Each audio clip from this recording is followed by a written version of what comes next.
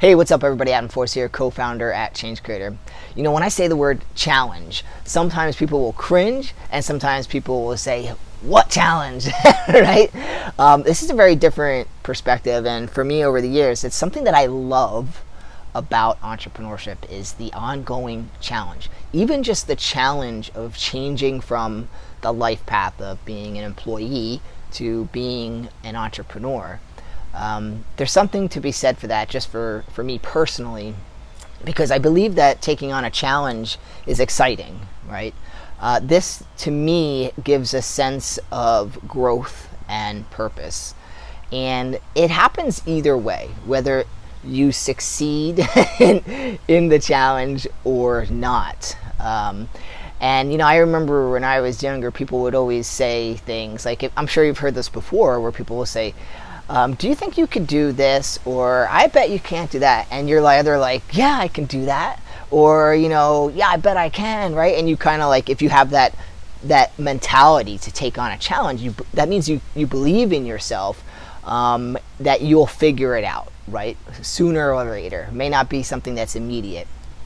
But this sense of purpose and drive is nice because it gives you this motivation. And if you're willing to take on the challenge is this obstacle, which is kind of like a pathway to becoming a better version of yourself. And if we have, over the past couple decades of doing work and being in business and entrepreneurship, I have found that there's a lot of people who they don't consciously avoid challenges, but they always find a reason to avoid certain challenges. And that comes down to this idea of justification and blaming certain things in your life of why you can't do this, why you can't do that, and makes you feel comfortable to stay where you are. And as we stay where we are, we don't grow as people, we don't contribute as much to the world, we don't make a big difference. And this is, what I have found is that will lead to feelings of regret later. So one thing I do love about the entrepreneurship,